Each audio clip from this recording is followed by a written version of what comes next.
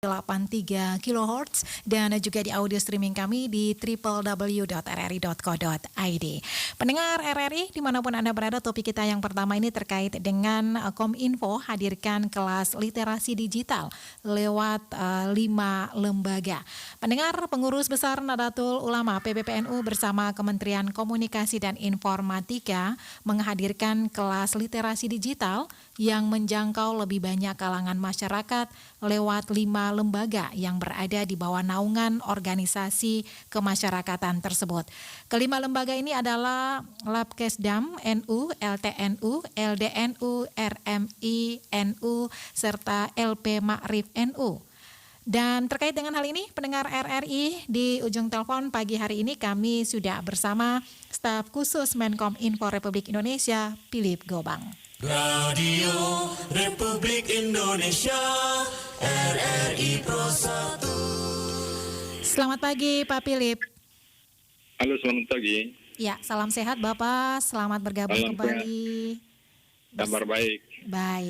Baik Bapak, ini terkait dengan Kominfo yang hadirkan kelas literasi digital lewat 5 lembaga ini sebenarnya apa yang melatar belakangi Kominfo ya bersedia untuk menjalin ya literasi digital ini dengan 5 lembaga ini, Pak Philip. Baik, selamat pagi para pendengar RRI ND di mana saja berada. Sejak tahun 2021 yang lalu, Kementerian Kominfo sudah melaunching atau meluncurkan gerakan literasi digital nasional. Dan gerakan ini memang menyasar ke seluruh wilayah kabupaten kota di seluruh Indonesia dan di seluruh provinsi.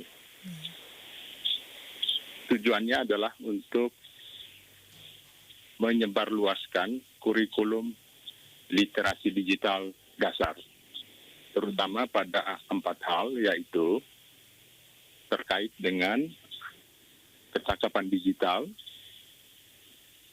budaya digital, keamanan digital, dan terkait juga dengan hal yang mendorong kegiatan ekonomi digital. Dan hal-hal ini memang didorong seiring dengan bertambahnya atau secara masif digerakannya pembangunan infrastruktur digital di seluruh wilayah Indonesia. Harapannya adalah agar generasi muda umumnya sudah memahami atau memiliki pengetahuan dasar tentang digital, sehingga kemudian mereka bisa memperoleh pelatihan atau pendidikan lanjutannya di tingkat menengah maupun di tingkat lanjut. Kenapa menyasar juga lembaga-lembaga seperti organisasi besar Nahdlatul Ulama? Karena di bawah naungan organisasi besar Nahdlatul Ulama ada setidaknya tadi sudah disebut ada 5 lembaga, dan di mana kelima lembaga ini memang menampung banyak sekali jumlah santriawan. Dan organisasi-organisasi seperti ini memang berkolaborasi dengan Kementerian Kominfo untuk memastikan semakin banyak jumlah anak-anak muda terutama yang mendapatkan pengetahuan dasar mengenai literasi digital. Sehingga dengan demikian, ketika infrastruktur digital sudah dibangun di berbagai daerah, saat yang sama, masyarakat di lingkungan wilayah atau daerah tersebut sudah memiliki pengetahuan dasar bagaimana menggunakan akses internet tersebut untuk kepentingan sosial dan ekonomi. Oleh karena itu, Kementerian Kominfo menjalin kerjasama atau kolaborasi mengenai pelatihan literasi digital dengan berbagai organisasi maupun lembaga. Baik, Pak Philip, ini secara tidak langsung ini sudah tidak terbatas lagi soal keagamaan, tetapi juga secara sosial ya hingga politik ya, seperti itu ya Pak Philip ya. Betul sekali. Dan tidak saja dengan organisasi atau lembaga keagamaan seperti Nahdlatul Ulama maupun lembaga-lembaga yang berhimpun di bawahnya atau di dalamnya, tetapi juga bekerja sama dengan lembaga keagamaan lainnya. Ya, beberapa waktu lalu Kominfo juga melakukan pelatihan literasi digital tersebut dengan organisasi pemuda Katolik, dan itu menyebar di setidaknya 9 wilayah kesurupan di seluruh Indonesia. Tujuannya juga sama, untuk mengembangkan atau membangun ekosistem digital di berbagai wilayah Indonesia, sehingga masyarakat pada umumnya dan terutama tentu saja bagi generasi muda sejak dini sudah memiliki pengetahuan mana memanfaatkan secara optimal internet yang sudah terbangun di wilayah atau di lingkungan di tempat tinggal mereka. Kenapa? Karena dengan pengetahuan dasar yang dimiliki untuk menggunakan secara optimal akses internet tersebut, maka diharapkan anak-anak muda atau generasi muda tersebut mempunyai kemampuan atau spirit untuk mengembangkan ekosistem digital di wilayahnya. Karena dengan demikian juga mendorong bertumbuhnya berbagai inisiatif, kreativitas maupun inovasi untuk memanfaatkan tersebut, mendorong pengembangan pembangunan UMKM maupun usaha-usaha produktif lainnya di wilayah tersebut. Dengan demikian, anak-anak muda tersebut memiliki kreativitas yang mumpuni untuk menumbuhkan wilayah atau daerah sekaligus juga mencapai apa yang menjadi kebutuhan ekonomi di wilayahnya melalui akses digital.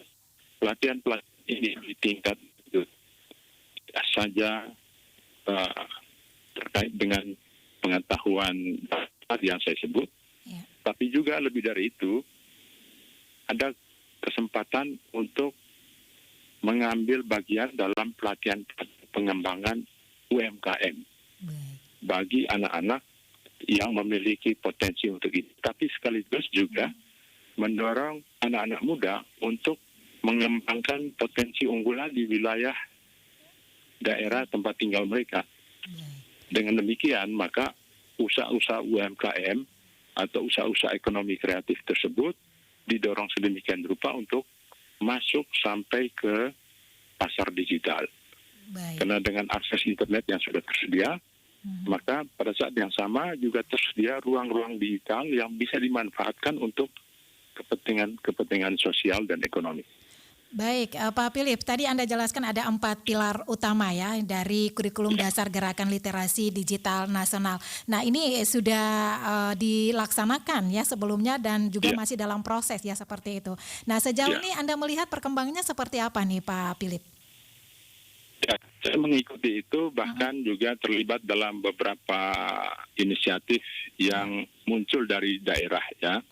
Dan saya menyaksikan sendiri bagaimana antusiasme anak-anak muda untuk terlibat dalam gerakan literasi digital nasional ini. Dan itu menunjukkan anak-anak muda sudah memiliki pengetahuan dasar paling tidak, tetapi juga harapannya agar mereka terus mengembangkan diri, baik untuk kemampuan diri mereka sendiri dalam upaya untuk memanfaatkan akses internet untuk kepentingan ekonomis, usaha-usaha kreatif, tapi juga mendorong masyarakat di sekitarnya untuk ambil bagian atau terlibat memanfaatkan akses internet tersebut untuk kepentingan sosial ekonomi. Alih-alih dengan adanya akses internet yang sudah terpasang di wilayah atau daerah tertentu, masyarakat cenderung menggunakannya hanya untuk bermedia sosial misalnya, ya, alih-alih hanya untuk bermedia sosial. Dengan gerakan literasi digital nasional ini, maka harapannya agar anak-anak muda memanfaatkan akses internet tersebut untuk usaha-usaha kreatif, usaha-usaha inovatif yang muncul dari pembelajaran yang disediakan dalam kolaborasi antara Kominfo dan berbagai lembaga.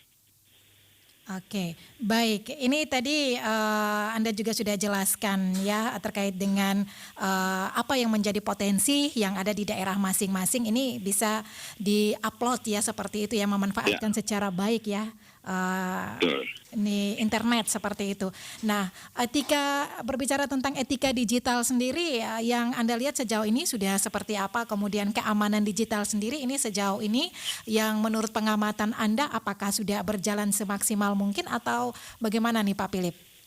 Ya, betul sekali. Ini memang hal yang sangat krusial. Ya. Karena itu mengapa keempat pilar tersebut menjadi kurikulum dasar ya, yang dikembangkan oleh Kementerian Kominfo, melihat kecenderungan ya, ini pada umumnya saya tidak melihat pada satu wilayah atau satu kelompok pengguna internet tertentu, tetapi kecenderungan pada umumnya ketika seseorang memasuki ruang digital yang terbuka lebar sangat luas dan dia bisa mengakses informasi apa saja, maka kecenderungan manusiawi dia juga mendapat kesempatan untuk mengeluarkan semua perasaan atau apapun namanya di ruang-ruang digital tersebut ya.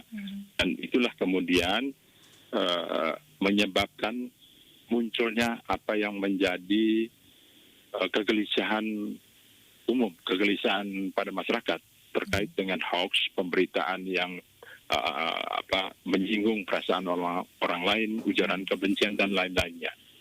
Dan karena itu dengan 4 pilar utama dalam kurikulum ini diharapkan agar siapapun yang punya kesempatan mengakses ruang-ruang digital yang terbuka lebar ini juga memiliki satu pengetahuan dasar paling tidak bahwa ruang-ruang digital yang tersedia ini memang bisa dimanfaatkan untuk berbagai kepentingan, tapi pada saat yang sama setiap pengguna mesti memiliki kesadaran atau pengetahuan bahwa ruang-ruang digital yang terbuka itu sebetulnya memiliki batasan-batasan etika. Ya, ketika orang memanfaatkan ruang digital itu, dia mesti memiliki pengetahuan bahwa dengan terbuka itu juga sebetulnya memiliki batasan-batasan etika terkait dengan kepentingan yang bersifat pribadi terhadap dirinya sendiri maupun terhadap orang lain. Nah, karena itu pendekatan dalam kurikulum etika dari sisi etika ini, etika digital ini ingin memastikan hal tersebut. Nah, karena itu dengan adanya kurikulum ini, dengan 4 pilar utama tadi, kita mengharapkan tentunya generasi muda yang memang menjadi pengguna paling banyak ya di ruang digital ini memiliki kesadaran tersebut.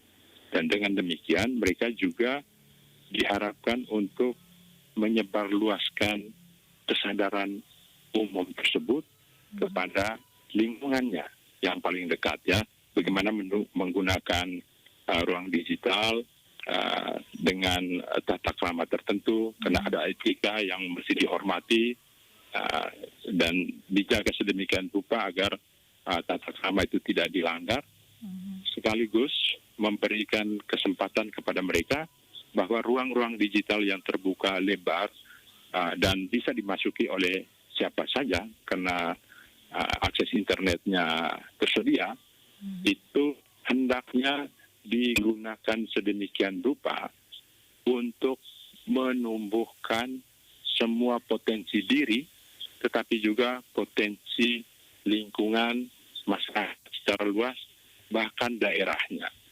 Karena akses internet yang tersedia itu bukan saja untuk memudahkan hubungan komunikasi ya antara seseorang dengan orang yang lain, tetapi mesti lebih dari itu. Ya, tidak sekedar bermedia sosial seperti saya sebut tadi, tetapi juga mesti lebih dari itu. Karena bagaimanapun juga kalau kita merujuk pada upaya keras dari semua pihak ya, terutama dari pemerintahan saat ini untuk menyediakan akses internet, tujuannya adalah agar masyarakat pada umumnya memanfaatkan secara optimal akses internet tersebut untuk kepentingan sosial ekonomi. Itu. Nah, untuk sampai ke situ tentu saja mesti ada upaya bersama, bukan saja dari Kementerian Kominfo, tetapi semua pihak ya, mesti bekerja sama, berkolaborasi untuk memastikan bahwa akses internet yang tersedia ini benar-benar dimanfaatkan secara optimal dari sisi positifnya, ya. Seperti tadi saya sebut berulang kali dari sisi sosial ekonomi, ya. Karena disitulah tujuan besarnya. Dengan demikian menjadi atau searah dengan apa yang sudah dikatakan oleh Bapak Presiden Joko Widodo sendiri, untuk dari sekarang menyiapkan masyarakat dengan berbagai pengetahuan dasar maupun lanjutannya, menyiapkan masyarakat untuk memasuki satu era baru, yaitu masyarakat digital, masyarakat dan bangsa digital. Nah, untuk itulah Kementerian Kominfo yang menjadi garda depan bertanggung jawab untuk memastikan penggunaan ruang digital ini secara optimal, mengajukan satu gerakan literasi digital secara nasional dengan mengundang keterlibatan semua pihak, kelompok, komunitas, lembaga sosial, lembaga keagamaan, lembaga pendidikan, dan yang lain-lainnya untuk berkolaborasi memastikan hal-hal yang tadi saya sebutkan. Dengan demikian, menciptakan ekosistem digital yang bertumbuh seiring dengan perubahan-perubahan yang terbaru untuk mencapai itu tadi, satu pertumbuhan masyarakat dan bangsa digital. Baik, Pak Philip, ini juga menjadi ikhtiar ya kita bersama ya, agar suasana dalam pergaulan digital ini menjadi lebih positif dan menghindari potensi negatif yang mungkin timbul ya di dalam pergaulan digital di tengah masyarakat ya, seperti saat ini ya Pak Philip ya.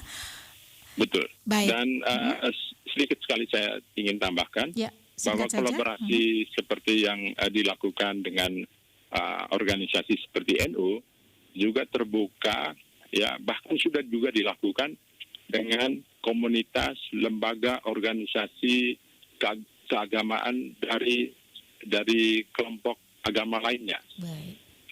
Belum lama ini saya mengikuti satu program literasi digital yang diinisiasi oleh teman-teman dari pemuda Katolik seperti yang tadi saya sebut, dan juga itu melibatkan OMK ya, orang muda Katolik di berbagai paroki, di berbagai keuskupan di Indonesia, dan itu memang terbuka untuk berkolaborasi dengan semua pihak untuk itu ya.